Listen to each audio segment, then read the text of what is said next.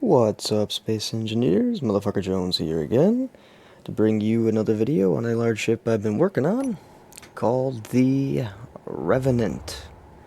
And the Revenant has been kind of updated from the original to the Mark IV and Mark V versions, and I'm going to show you the differences between the two right now.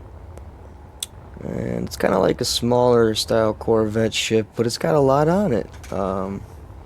Depending on which version you get, the Mark IV or Mark V, the PCU, is a lot higher for reasons I will go into deeper detail in just a second. But here's the Mark IV, and it was more designed as a combat ship. You got 2 missile launchers in the middle there, and 3 Gatling turrets on each side. On the front bow there, you have missile turret on top, and on each side right there you've got 4 Gatling turrets on the top, and you have interior turrets protecting yourself from any hydrogen guys coming in, sneaking up behind you, or smaller style fighters as well.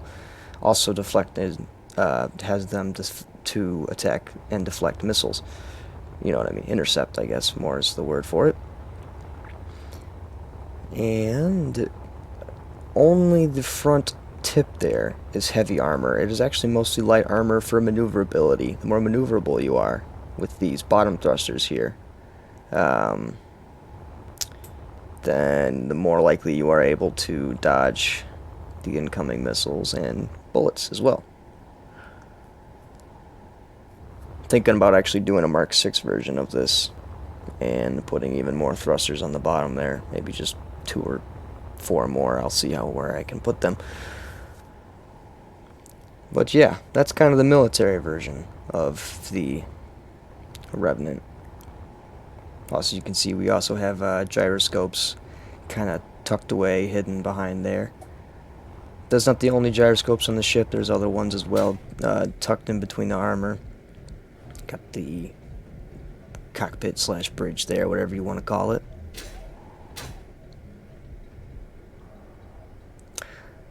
Got a beacon, and that's the only way of displaying the location of the ship. There is no antenna on the ship, so it cannot be used for a relay.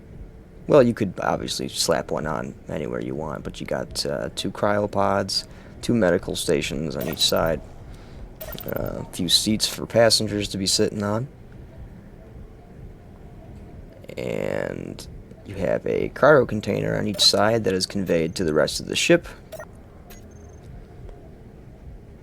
Got your co-pilot seats if they want to control guns or whatever, and you got your main seat, which is actually a cockpit seat, but it has a conveyor on the bottom of it, so it is connected up to the ship, so it is pressurized and all that.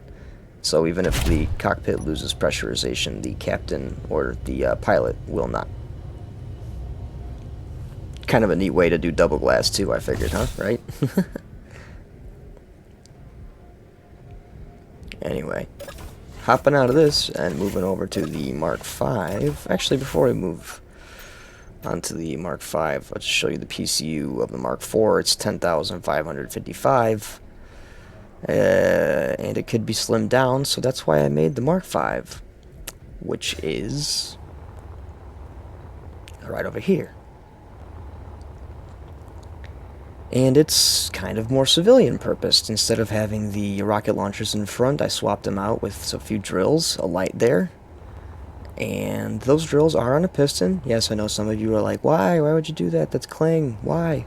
I find it works fine, as long as you don't rotate around with the gyros too fast. And even if you do, just grind them down and reattach them. So as you can see, I've replaced the middle Gatling turrets with interior turrets, and I made it so it's an easier line of sight to the front of the ship, so you got no big Gatling turrets obstructing your view. Basically the exact same ship, just replace those Gatling turrets on the tip of the thing with interior turrets and replace the drills. And that made it so that instead of 10,555 PCU, it's now 8,791. So I've almost saved 2,000 PCU. So 1,800 PCU I've basically saved just by removing those by removing those rocket turrets. And I'll literally prove to you in a second what I mean by that. So on this ship, the back of it has a connector which is also connected to a piston. Again, I know most of you are screaming, Jones, why? Because I don't think it's a big problem. All you gotta do is turn your dampeners off for your ship and connect up, and nothing big of a problem really happens. The reason why the ship, bounces up and down on a connector piston like that is because the dampeners are trying to fight it themselves, because it's, one dampener is trying to push it this way, the other dampener is pushing it that way, and sooner or later, you know what happens. It becomes a big old bouncy ball effect and things start to explode. So, yeah. So what we're actually gonna do is show you the piston in front just really quickly. I got it on a slower extend for a reason, so you can just feed into the voxel and slowly drill it up, move up and down if you wanted to. I've tested this. It doesn't work the best in deep hole situations, obvious, but if you're just trying to skim on the top of an asteroid, it'll be really, really sufficient. So let's just retract those back in as slow as they are. And I've gone ahead and I've taken a Revenant, but I've removed all the armor on it so that we can get a closer look on how this thing, although it's small, actually is doing a lot for us. So here it is. This is a completely naked Revenant, no armor on it. Everything is connected through the center, so that means armor is not used to connect anything. So what we have here is we have the rocket launchers, and I'll show you why they're just so damn terrible. Right there. 825 each. That's just not cool. Anyway.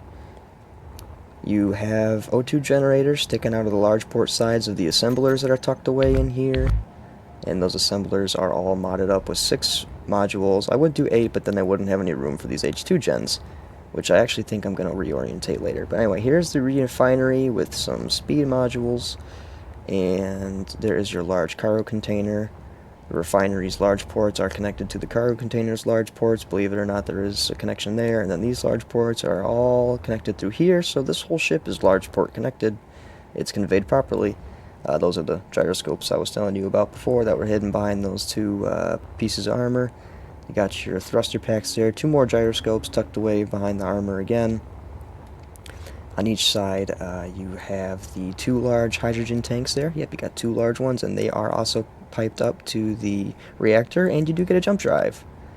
6 batteries is sufficient enough to keep the ship powered as long as you have uranium in the reactor. You got another H2 generator there. You got your H2 tanks. Like I said, you do get a landing gear, and it is kind of lined up with the bottom of the ship there when the armor blocks are in place. You got another gyroscope back there on that large thruster, and that large conveyor piping goes up to the top deck, and it also comes back here to the connector and to the piston, and it is all conveyed up, as you can see. And then that large port connects to this large port, which then connects the large ports to the front of the ship, and then the large ports from the large thrusters go up to the conveyors there. So that's all piped up properly, as we could see. And then the cockpit is also piped up.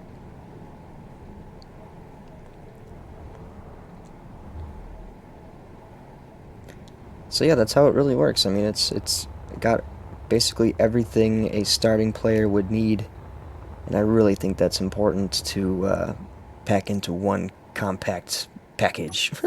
So anyway, I will see you all again next time. I hope you guys like, comment, and subscribe. I want to hear your thoughts about this, huh? Thanks for watching.